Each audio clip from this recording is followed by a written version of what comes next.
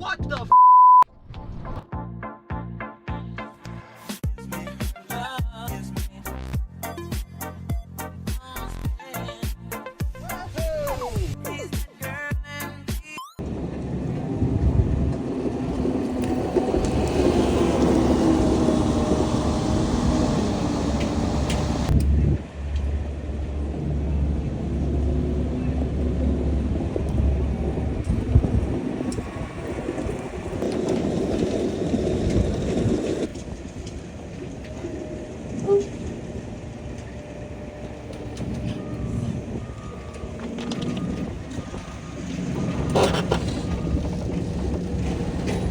All right, so pretty excited about this one. Hopefully I don't find anything that will make me regret it, but I think I absolutely stole this, and I actually ended up doing, essentially, I did a make an offer before this even went live on the auction block, because I knew if I had gambled it and waited to try to get it cheaper, it was going to end up selling on the buy it now or close to it. So this is a Copart direct purchase. So Copart, actually, like Pedal, will purchase your car if you want to sell it to them directly at certain locations.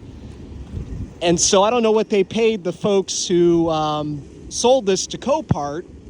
It's an alternative to selling your car to Pedal or donating it if you want to just get rid of a vehicle without the hassle of selling it to the public. But Copart, and you don't know this until you buy it, which I just confirmed looking at the paperwork I picked up inside the office.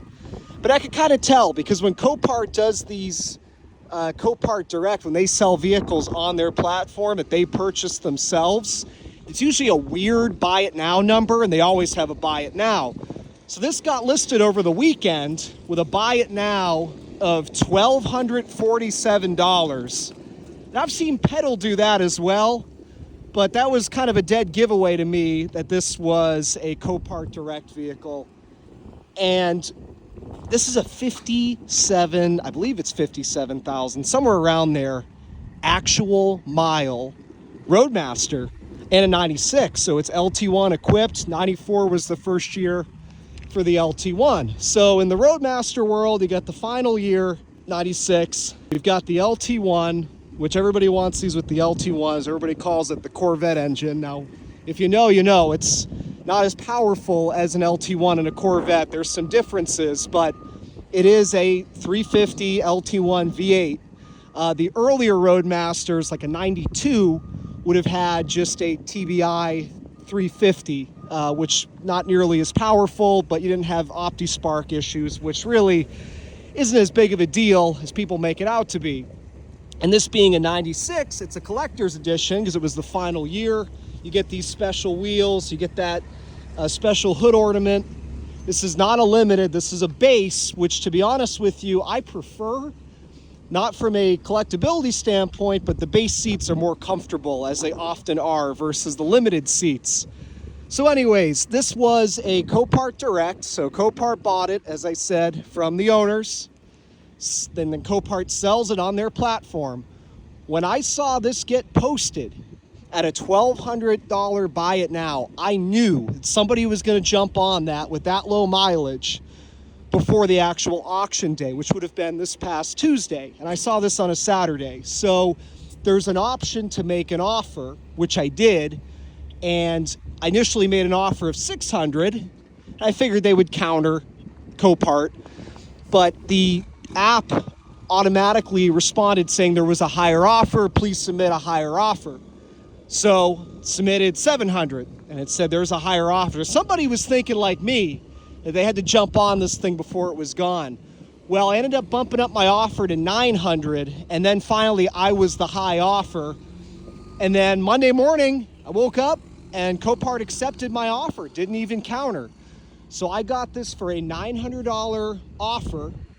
Out the door, that put me at $1,378 for a 57,000 mile 96 Roadmaster. I think that is an absolute steal. Now, it's listed as mechanical damage. Could be as simple as a dead battery, could be a fuel pump, could be a locked up engine. This is from Fort Myers. This could have been flooded in Hurricane Ian a few years ago and just sat around afterward. At this price point, I'm not worried about any of that. The interior on this thing is immaculate. The exterior looks pretty damn nice for a Florida car, but, and my buddy Nick is worried about this, and we'll see if he was right to be worried or if my gamble paid off. This vehicle is originally from Youngstown, Ohio, and spent at least its first 15 years of life there before coming down to retire in Florida. So as you can see, we've got, and I saw this in the pictures, actually Nick pointed it out to me before I'd even put the offer on it. You've got some rear quarter rust here at the bottom. I could see that in the pictures. It goes a little bit further back than I could see in the picture. I can only see this, but if you're repairing this, it really isn't much different than cleaning all this up. So I knew that was there. Now the question is, how is the frame? And I got a little bit of a look when the forklift brought it out, but to get a better look right now, but I didn't see anything alarming. So here's your frame rails. They look to be in very good condition, just surface rust. Well, again, this is one frame rail, I should say.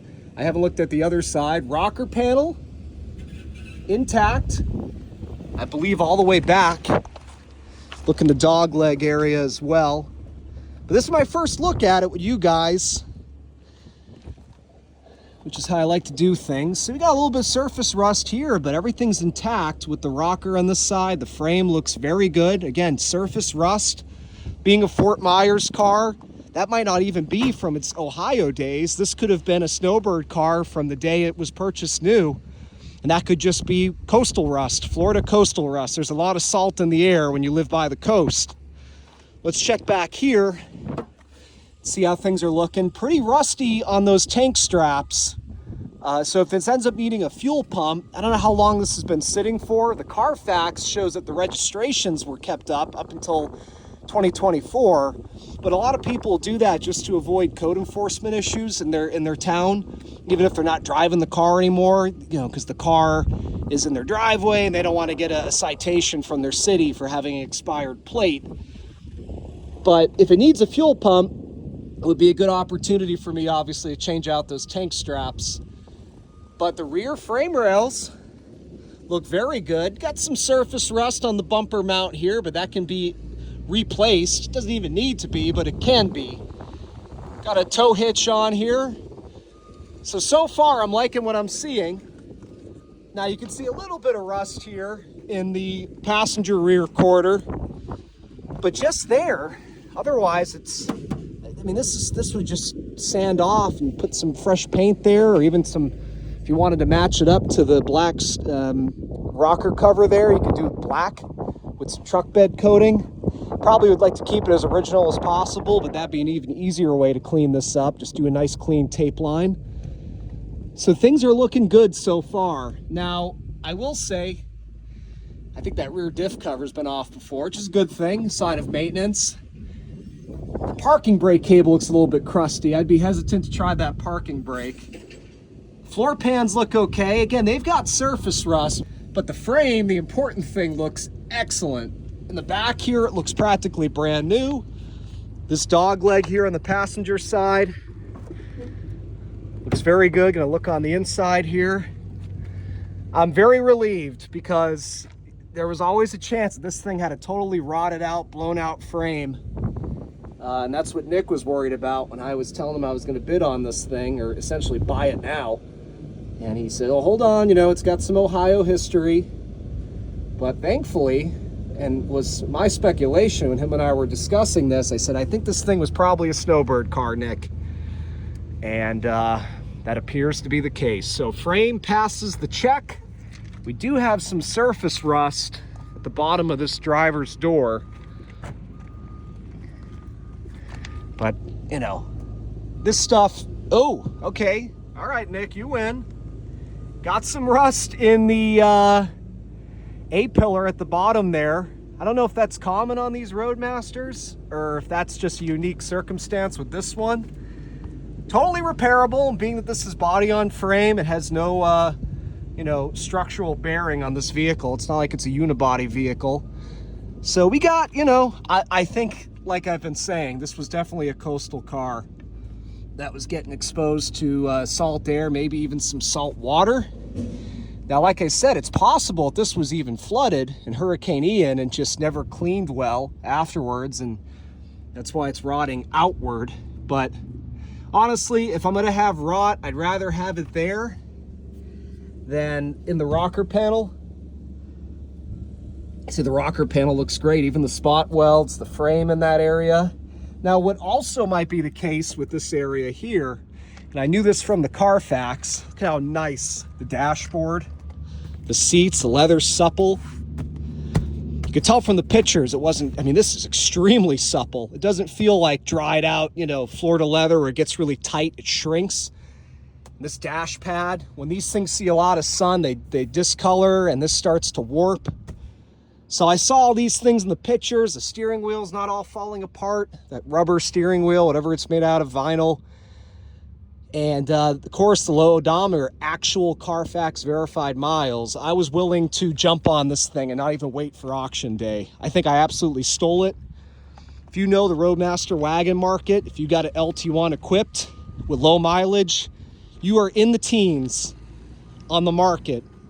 13, 16,000. A car like this with this mileage not being perfect. Now I will say, to get that 13 to 16, you probably have to maybe replace the vinyl stick-on wood grain on this side. I'm pretty sure they sell replacements.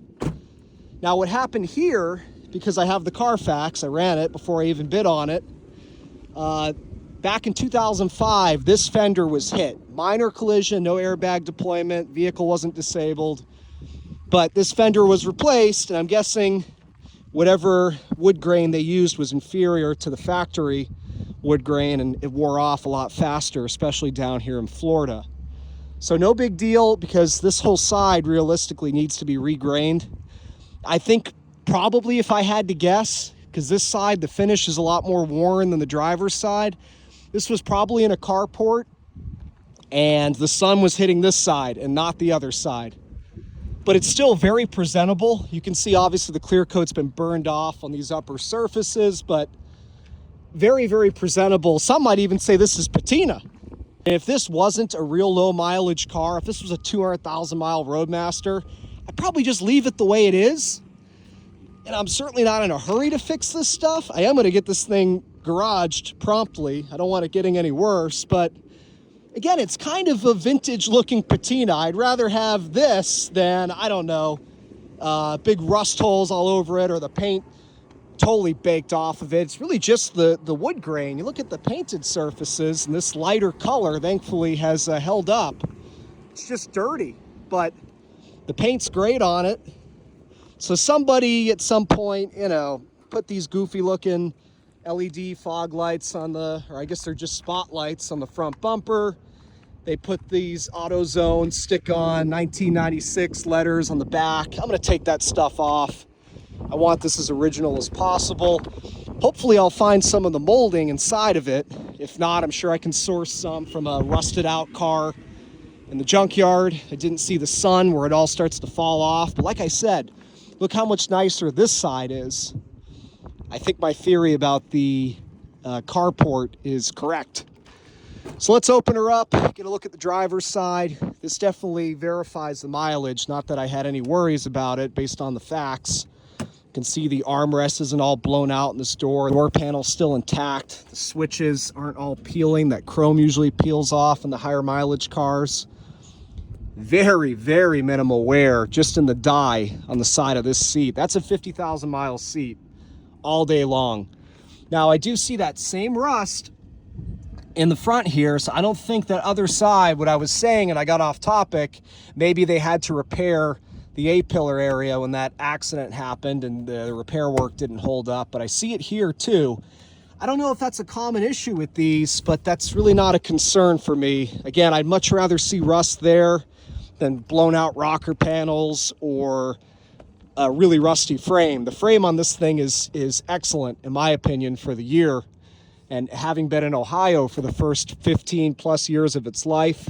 So again, I'd much rather have that. I can work with that. You can really just clean that up with a wire wheel and some filler and some color match paint, because it's not an area where you're really looking at it close. If it's slightly off the paint match, it doesn't matter.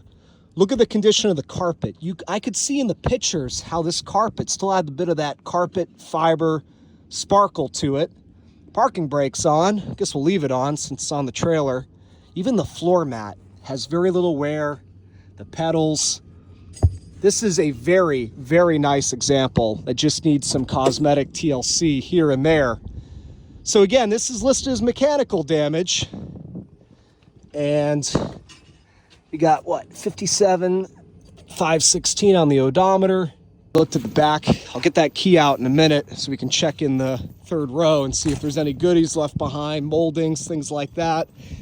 I can't stay here too long. I had the last appointment of the day, and at 5 o'clock they closed that gate. So we'll get as good of a look at it as we can. But I'm towing this thing home anyway, and that's probably where I'll try to start it. I might throw my booster pack on it quick just to see, but my booster pack is pretty dead. So at least we'll see if it cranks, I suppose. The oil, now obviously I'm checking the stick cold and I haven't wiped it, so it's a little over the full line, which is normal. But the oil looks like oil. I don't see any milky consistency to it. Because again, I was thinking, what if this was flooded during Hurricane Ian, which was 3 years ago? So I would imagine most cars that were flooded in Ian have already been dealt with either on an insurance basis or... Get out of there, man. No one's taken that dipstick out in a while. Holy moly. All right, you know what? Just because I don't have much leverage reaching way over, we're going to leave that in there for now for the transmission dipstick. Let's make sure we got the basics here in case it's going to start. We do have coolant. Looks like a pretty original 50,000 mile engine here. I don't see any replaced accessories. Trying to see if the water pump, I mean, all that stuff looks original, all looks older, which doesn't surprise me at the mileage. Maybe it's had a master cylinder at some point. Battery is from 2017, so that might explain why it wouldn't start. But again, they listed it as mechanical, not run and drive, but specifically said mechanical. I don't know if that means that whoever sold it to Copart told them, hey, it's got a bad engine or a bad transmission or a bad fuel pump, or if that was just the conclusion they drew trying to start it. So let's not waste any more time. I'm going to get my booster pack. Let's see what it does. Okay, I've got the booster pack hooked up. Let's see what we got, if anything. We got interior lights.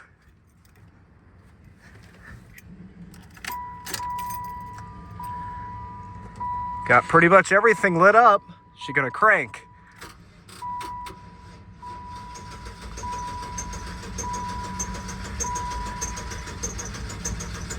All right, my phone ran out of memory right as I was cranking. I would have been pissed if it started after, but got a crank, no start. It seems like a really weak battery. Oh yeah.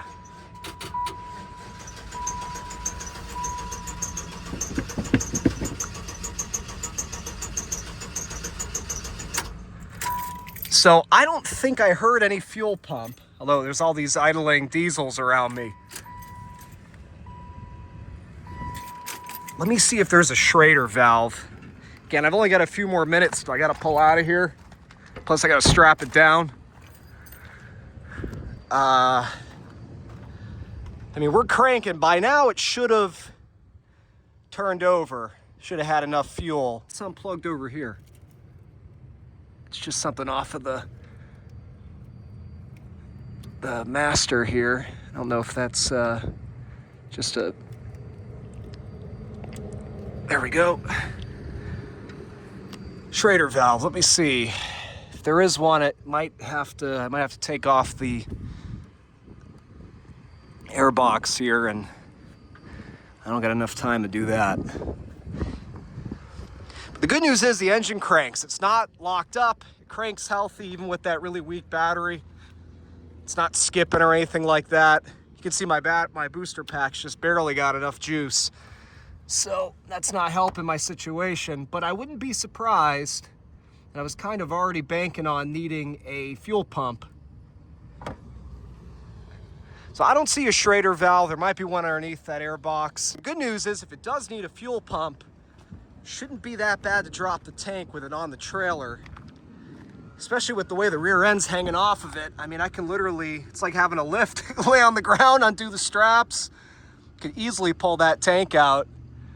So again, I gotta do a little more diagnosis before I come to that conclusion, make sure I'm getting fuel pressure, make sure we don't have a blown fuse or something like that. But I might try one more time right now because I've given the booster pack another few minutes, but my guess is we probably need a fuel pump, which is kind of what I was expecting with the mechanical listing, because usually if something will crank and not start, Copart won't list it as mechanical just because of that. They'll just list it as a non-runner. They won't put the green D. So if they put mechanical and they bought this themselves, Copart Direct, they were probably told by the sellers that it needs a fuel pump. Oh, you gotta be kidding me. I don't know, we might be getting fuel because it was trying to turn over there. It's gotta be getting fuel. Could just be the battery's so weak. Come on, old girl.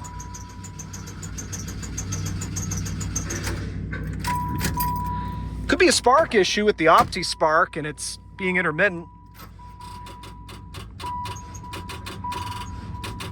Oof. Really pushing that JNC.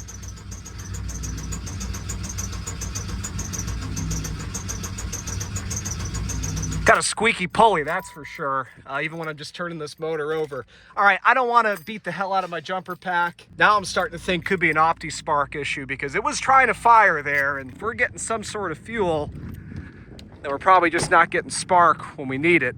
But let me hit the road, and now I'm really eager to play around with it and see what it is. It sucks that I have such a cliffhanger.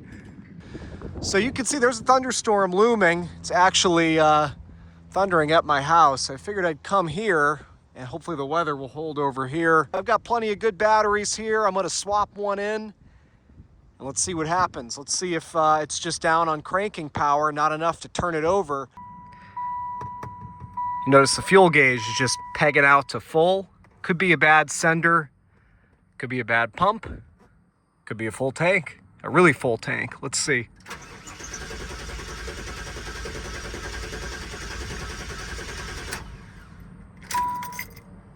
All right, so we're still crank no start, but it sure did seem like it wanted to start at Copart. Cycle the key a few times. Maybe we have weak fuel pressure. Oh, see?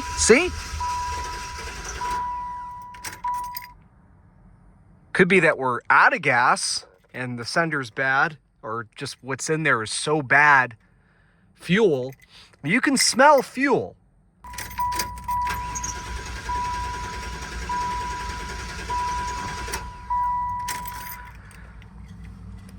Interesting that it was trying to start again and then wouldn't. Could be Opti spark, like I was saying before, that's just working intermittently. All right, a little bit later, I'm outside a Wawa. I just put 1.5 gallons of Rec 90 in. Let me tell you something. You know, you always hear people say, oh, the fuel smells bad, smells like varnish. Smells horrible. I only put in 1.5 gallons because if I do have to drop this tank, I don't want to be wrestling with a bunch of gas. But I wanted to see maybe the tank was empty. It didn't click off, so we know it's definitely not full like the gauge is trying to tell us. Although it's, to me, the gauge is obviously not working correctly because it's way over there. Ooh.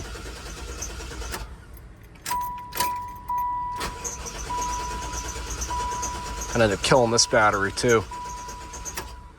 No, so we're really in the same spot. I mean, obviously I gotta let that fuel, if it was truly empty, let me prime it several times, try to get it up to the fuel rail.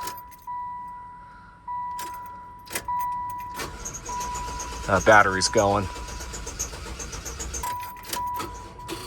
Yeah, all right, well, it was worth a shot. but at this point, I should have had something out of it. All right, I'm back at home. For one, I can see that something had taken up residence in here at some point. A little bit of schmutz here and there, nothing too horrible. By taking off the baseball diamond, I have found the Schrader valve, and I'm going to press on that and see. Well, I didn't get anything out of it, but I also haven't primed the car since I was over at Wawa. It is wet underneath this cap, and again, you can smell that ancient fuel. So I will have to prime this again to see if I'm really getting pressure, or if I just lost the pressure already. All right, so I primed the key 4 times. Let's see. Interesting. Got nothing. Confuses me now is obviously there's been a few times where it tries to start, so it could be intermittent. Maybe after several attempts at cranking, I'm getting just the slightest bit of fuel from a very bad fuel pump. I could have a very clogged fuel filter. I do see that replacement fuel pressure regulator, so I almost wonder if someone's been here before trying to resolve this. What I am gonna do is I am gonna shoot some ether right down in there, and let's see if it will start up, so at least I know if I have ignition or not. All right, I got some ether. Gonna open up the throttle blades, shoot it in there, and see what the heck happens.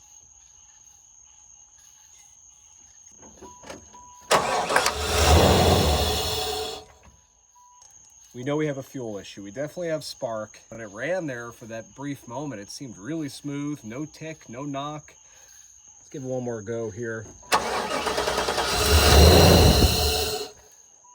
I think when I had those almost starts earlier, there must have been just enough fuel making its way up from the tank. We might have an intermittent pump. Might have just been some old fuel hanging out in the rail that, you know, there's so many possibilities there. Got my little battery powered transfer pump. Look at the crap coming out of this tank.